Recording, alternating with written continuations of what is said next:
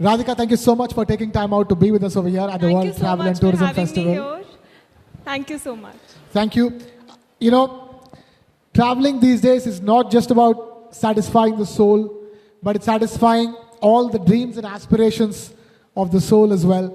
Absolutely. And you are Miss Tourism International. First of all, tell us what is it like to hold that position as Miss Tourism International? Thank you for the question. It's an extreme honor to hold this position because you're not just a girl anymore.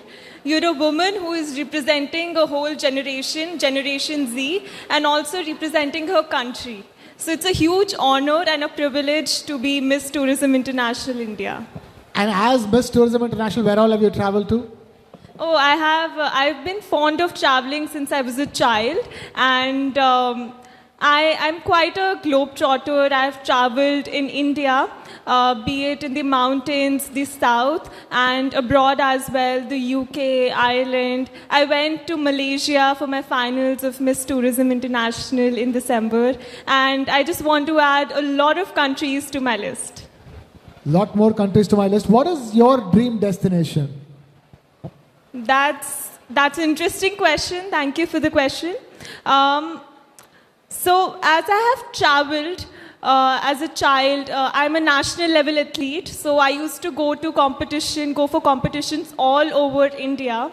So I got to travel a lot. And when I traveled abroad to UK, Ireland, what I tried to find was parallels between my own culture and that of the nation that I'm traveling to. So to answer your question, I'm always finding my country in other countries as well. So my dream destination is India. Fascinating. Dream destination is India. So much of Indians now taking to traveling Yes. within India. But tell us, what is it like to travel as a beauty queen, travel like a celebrity, so to speak? I never thought I would get that question, but to travel like a celebrity, as you said, it's about responsibility. I would say it's not only about luxury, it's not only about brands, it's about the responsibility you uphold.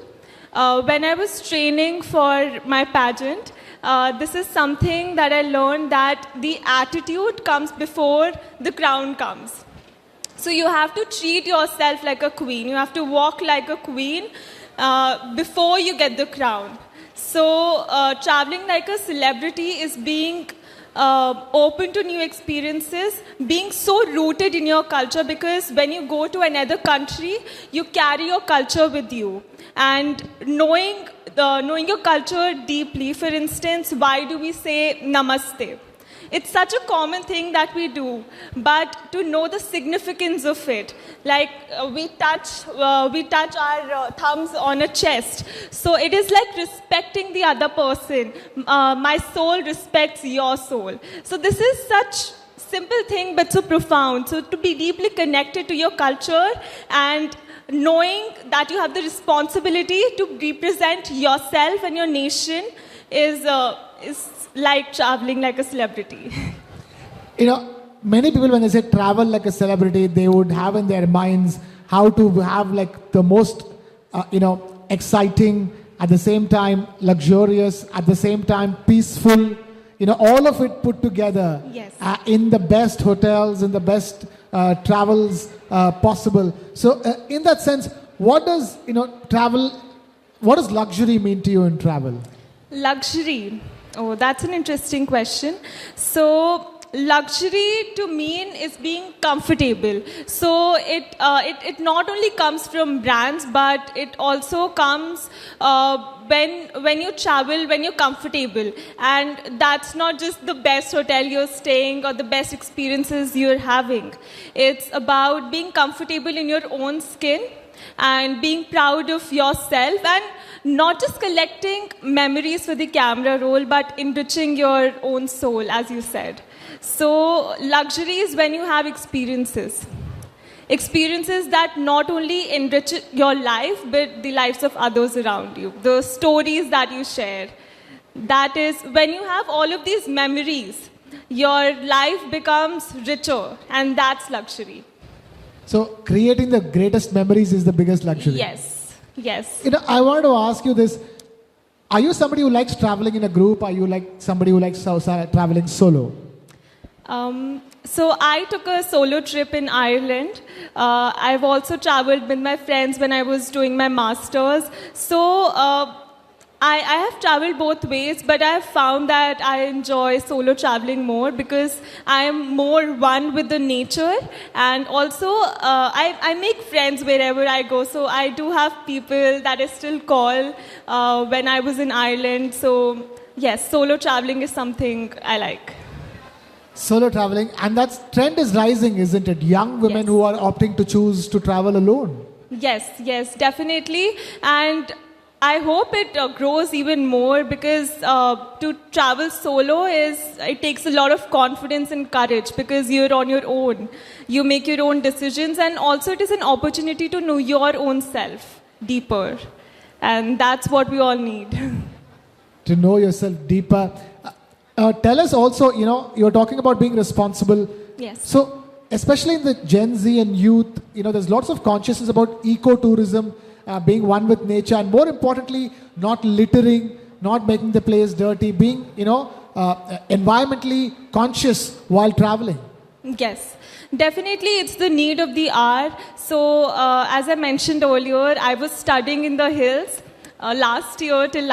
So, I have had an experience where people came and littered in the mountains and even here. So, it is not something that should be encouraged, and there should be more awareness about it. And it's not only about the way you're educated, but the way you behave, your mannerisms, your etiquettes is what comes into play. So creating more awareness around this subject, because people do it unconsciously. Being conscious of our own actions is something that could really stop this issue. And the big shift right now is that travel is right now no more a hobby. It's a top priority for people in life as one of the main things that they want to have, you know. Yes.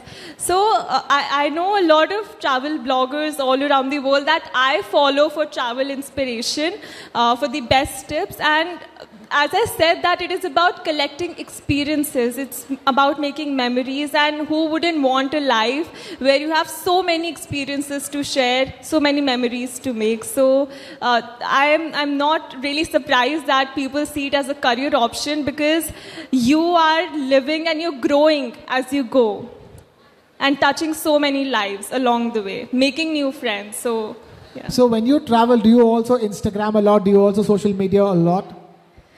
So